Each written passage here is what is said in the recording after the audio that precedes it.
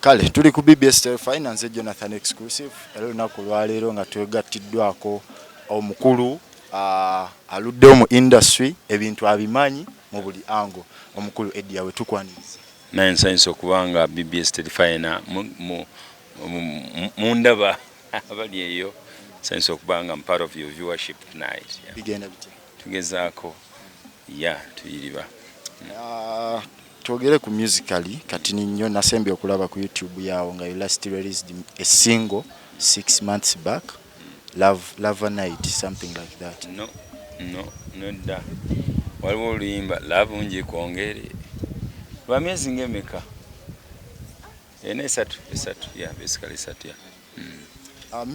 music ono like olinga chiwamu space cause twaba nchiwamu space because olaba ne katonda yatonda yayitaga ennaku musanvu okutonda ensi eno. Then who am I? Nyimba nembisunsulamu nenyimba nendifininga until I try to see that chendese kijja kivaayo ate engeri gyenyuda akabanga nga bwogambye nti tekinswaza. Music gwe tulina akadde kano omulaba otya cause mwe bantu edda abayimbanga music n'oyimba oluyimbanga mu kayembe but tuli mu kiseera nti oli yajja kuleetera ddala ekibeera eri. How music omulaba otya akadde ekibeera ekiyinza obba mu kayembe oluusi gwe kyewabikka nasisi kubikka ensa ndabye omukyala wali twasoma 5 senses kuwulira kulaba biki byonna tugatwala tugende. Bwe nagenda mu kyaki pastor omu nannyonnyola nti waliwo kye bayita 6 sense kati y'okutya Mukama believe without question.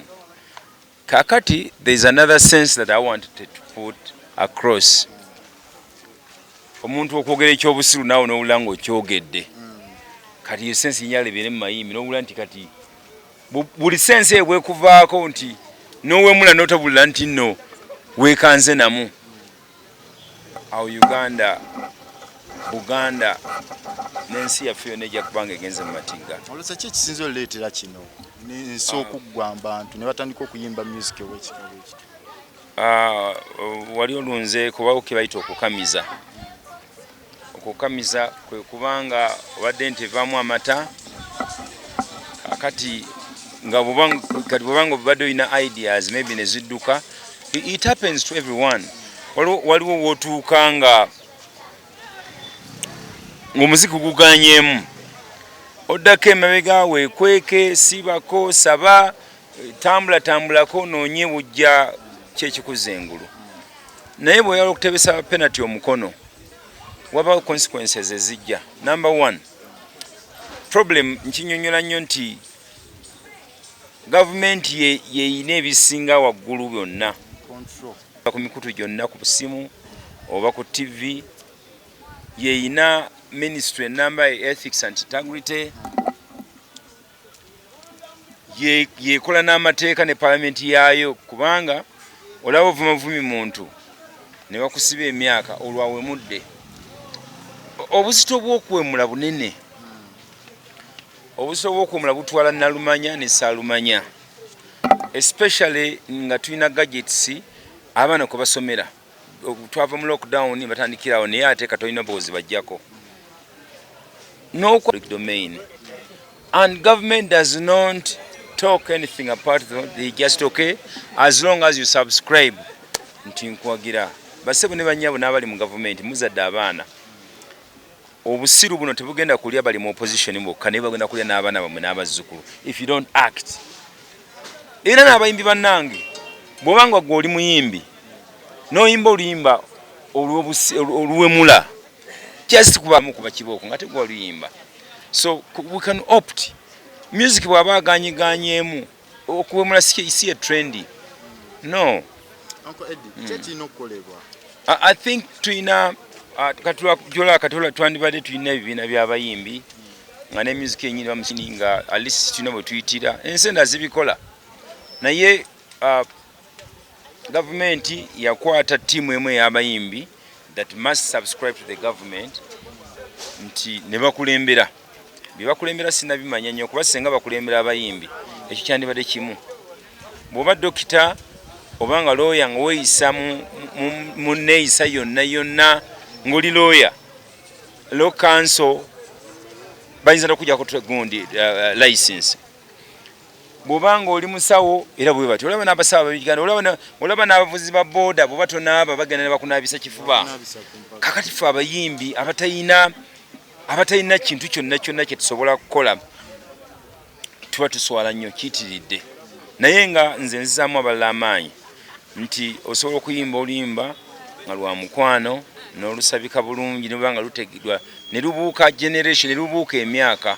Message osobola okukola statement wano ow'emyaka 2 n'atagitegeera, ow'emyaka 7 n'atagitegeera, ne wa 21 ate owa 3 atuuse okufumbirwa gwogiwadde n'akola kinagitegeera. Omuntu awamula aba talina magezi.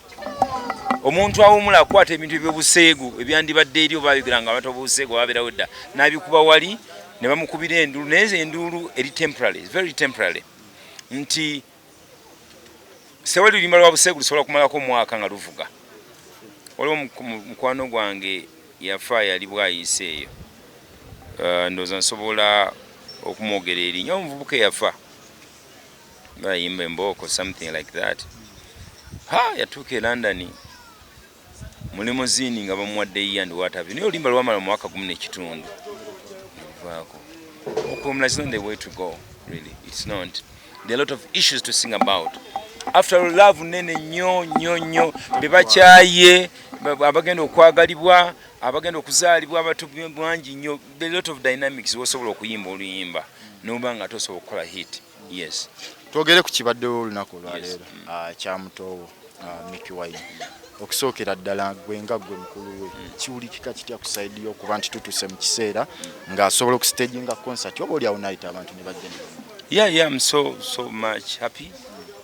Nti twasooka ne tumugana n'okuyimba, kuyimba ne bakulu baffe abamu nga tulaba nti egi tonnatuuka, twagala oyimbe ng'ate n'oluzungu omanyi oddwogera ng'ate omaze n'okufuna experience y'essomero or whatever. Things, it's not all about money. Yeah. Era bw'ofuna ssente nga tomanyi zikontrolinga nga tewasoma nga mpolampola, bambi atambuza omukulu ogwo mpolampola. Kyekiseera naye unleashing ekikyakola kyayinawo era nkaka mu rehearsal nebifaanako bityo agenda kujja ayimbire ddala bulungi. Era naffe ffenna as a family basentamu nga tetusobodde omuntu yena tujja kujja kuba tuli family y'abayimbi bangi. Ekino ekyokuyimba nze siyaga nze nakitandika naye bwe twava mu Exile bwetyo yagitandika okukifuula commercial yali nze bwetyo netweta Dream Studios. So mu buufu obwo on the side of the family as the pioneer of music in the family, bonna abagala music, abagala banjo, abagala ediawe mujje tujja kuba ate tubugirira muganda waffe ngate bwabayimbira kabe kasinga n'abayimbi abalala bangi nnyo. Ekintu tujja kuba decent, totya kujja na mwana oba na nnyazaalawo. Bwe twogera ku mukwano tujja kwogera nga ne faza aguwulira nga ne pastor. So wherever you are, please come and attend this. Enkyukakyuka ennungi si byabufuzi byokka naye ne mu mpisa n'okubanga nsi yekweyagalizaamu alisti jangu.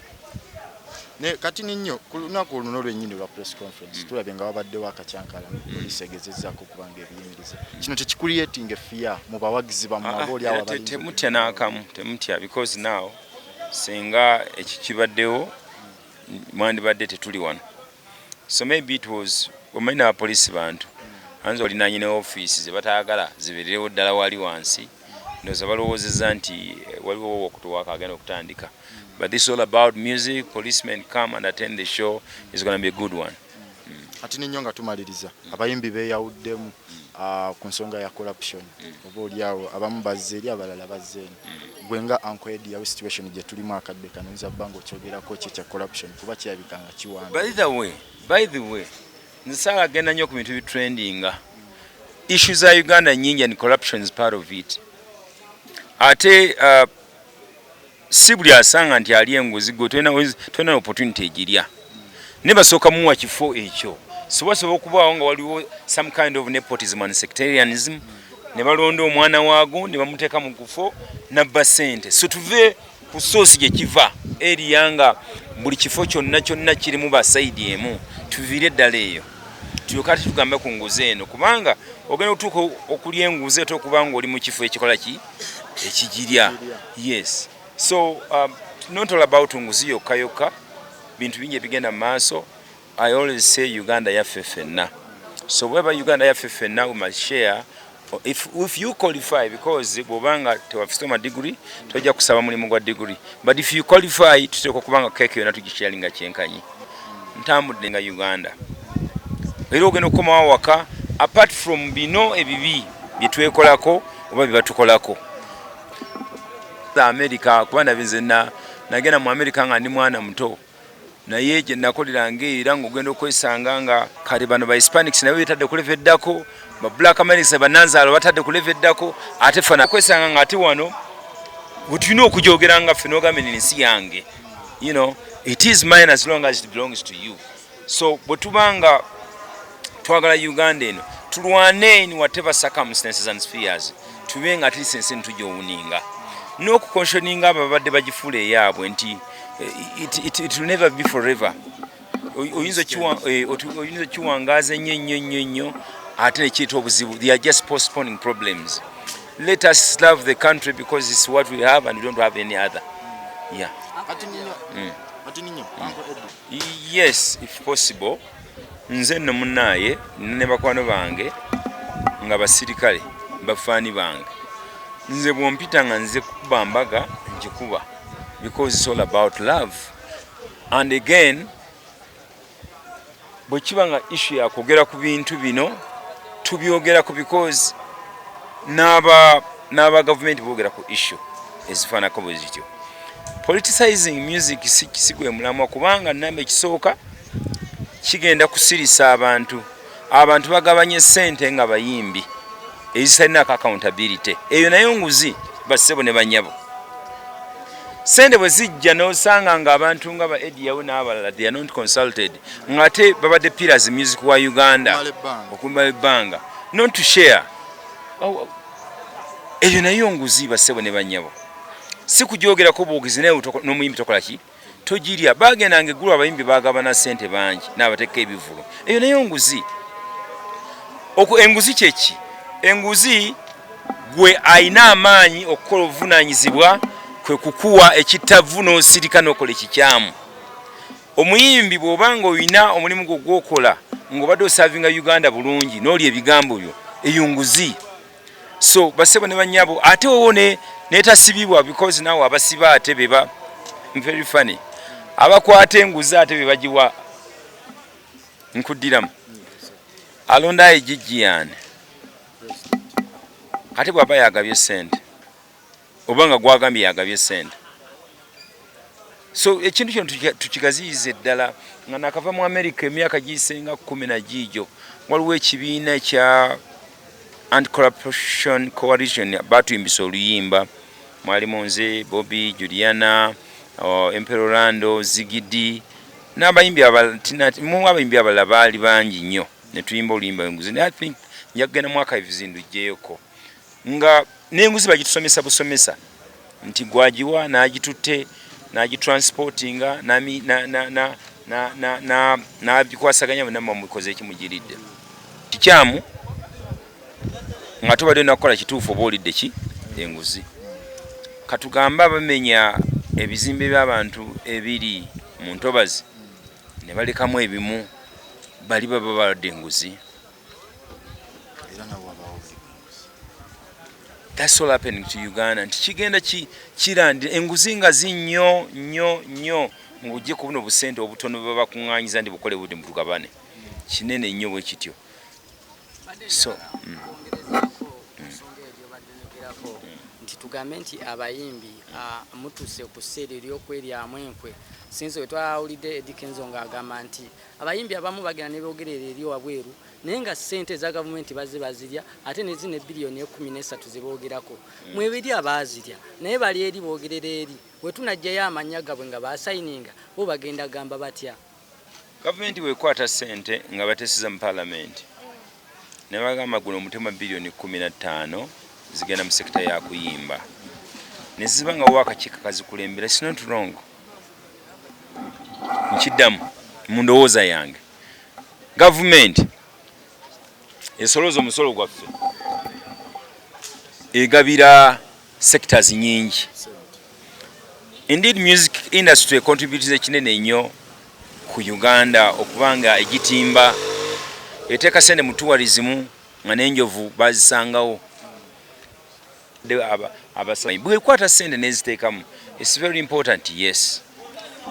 Bwe kiba nga kizze mu mutima mulungi nganze abadde expose nandigambye nti okay nanditeesezza nandibadde omukubateesa kuba mbaddewo music mukoze mekiza abayimbi bangi nesigabana nene nga tuteese nti tuteeke studio buli district oba okitegeera tufune body ey'abayimbi nga byansa si byakulonda nti n'okubiswandulwa emeka nga bamanyi kye bakola. For example, bw'ogenda mu federation nobabuuza nti tulina abakubi ba gita bameka lead gita mu Uganda, tebakiina. Tulina abafuyi b'emirere bameka, abakubi batumba nga batono. Tunoonya, tulina essomero litendeka because abasinga abafu abagendako enamasagala nawe gye twajjanga music okumuyigiza abalala. How is Uganda manyirwa music kati? Jamaica yatundibwa before. Nigeria kati music waye yatunda okusinga akapiira. You get my point. Tetulina government yenyini yagambye teeko ministry somyeko okukirako P7 ne C2B. Tetuli kikula ky'abantu okututeeka mu miso y'ekikula ky'abantu. Okuyimbi si kikula. No. Obuyimbi mulimu is a talent that becomes a job. Like I always teach people, nti Katonda bw'akuwa talent yeetaagako ebintu nga bisatu. Talent ebanga gold ali wansi. Bw'otamusimulayo, bw'otafuna kuzuula, teina mugaso. Then bwebanga bakuzudde talent weeri, awo government yandibadde eteekawo nga bodies okuzuula, okuva capture whatever tuzuula tutya omuyimbi najja n'akola ki n'abanga ayimba, because that is a job creation area. Bw'okimala nga tekoba producer naga nti katuzudde omuyimbi, bw'amala then thirdly you acquire skills, then n'ofuna experience n'oyimba n'olondawo ennyimba gy'oyimba. So music mugazi nnyo okukirako awo nti buli kintu kyonna kigetinze bazaaka. Era nalaba Prime Minister nga naliko ku social media, I'm not sure of when, ng'era alina byagamba abayimbi abeerondamu ne basubscribinga to the government nti babe nga bakulembera abayimbi. Lwaki nina kusooka kuwagira NRM okubanga mmanyibwa nti nina omuyimbi yoba okufuna whatever. Yensonga lwaki muntu buuza ffe waki tukola nnyo, tukola emirimu gy'ettandikoze emirala. Genda nnyo eyo mu politics because today we are talking about Mick Wine is, but as far as every human being is a political animal, and I'm a stakeholder, and no one can take that from me because naabo benyini abatukulira bayitako mu mikono gyabo ate be nayisa mikono gyange. Yes, dreams percent of the musicians of Uganda, and I'm proud of that. So singa wabao bayawa balanga 15 abajja after me tujja kubanga tulina gye tugenda. Nze wenajjira bwe navira mu America abantu bagendanga Kasiwika yina studio and he was totally business person. This was a studio young which was owned by a musician. Nga nasanga abayimbi abasinga bagenda Kenya mogopa DJs. So netugezaako bakomyawo bonna Uganda ba Bebe Cool, East African Bashment Crew, n'abalala bonna ne babanga teba recordingira wano Eagles Production to mention but a few. So ate sinze nsembe kubanga nange nakolako gwenkola n'abalala bakola ki bakola gubakola. Senga tugenda mu kintu wekite kintu jja tunyumira ne mubanga okaddiye ngo n'emyaka 8 you'll be enjoying Ugandan music. Uganda is the Las Vegas of Africa. I'm telling you. Wano Uganda wotuuka n'olabanga kirabo ejjude ku Mande. So tulina kutegeera tetubagobayo abantu. Tulina kutegeera nti lifestyle y'abantu yeki yeyo. How do you utilize it? Omuvuzi wa boda afune, omusisi wa mandazi afune, n'omuvuzi wa Uber akole ki afune, n'abatunda ne sene zive mu bazifunye zigende mu batazifunye batazifunye. Ekizikola yokka ye music. Yes. Obugambo buse.